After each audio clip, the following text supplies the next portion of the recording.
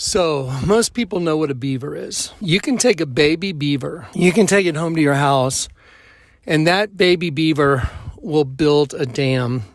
It is instinctual. It is woven into their DNA to build a dam. So the serpent race is woven into the fabric of the race itself, that they manifest themselves. They manifest themselves, which is the 2X energy, which is female mastership, if you will. But they're woven into the architecture. The Vatican is a snake. They built it to represent themselves. They do it in clothing. They do it in logos. It manifests all around you all the time. And there's this big statue that's called the Statue of Liberty.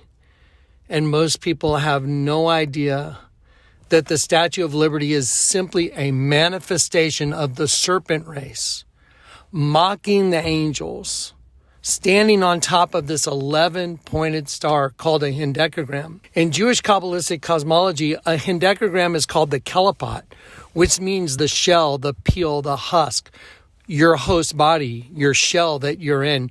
And the hendecagram is a geometric figure. It's an 11-pointed star, but it represents the life cycle of an angel that's being transmuted to something else.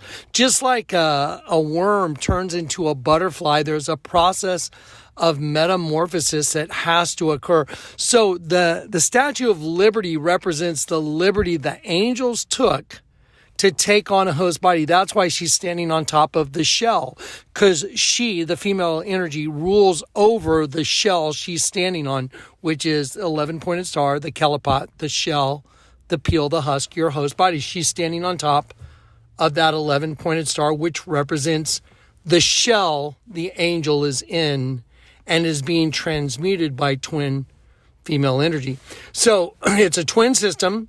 At the top of the hendecagram are two triangles. Each one goes in opposite directions, and they meet together at the bottom where the two become one. That's really where the two energies make the cycle, and down at the bottom, the two are fused into one, therefore amalgamating the transmutation of the angel into the two have become one. When the angel dies, when you die in your host body, you go to the pit.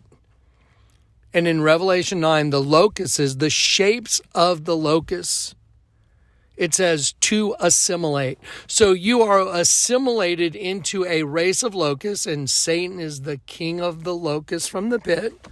That's why you see the king of the locusts of the pit is the altar in the Vatican, which is the giant bug harvesting semen. But you're transmuted. Every angel is transmuted into a locust from the pit. You know why?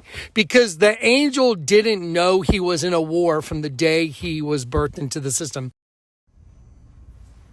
Ready for round two? I didn't know this was a fight. That's why you're losing. He's birthed into the system. He thinks, oh, wow, you grow up a little bit.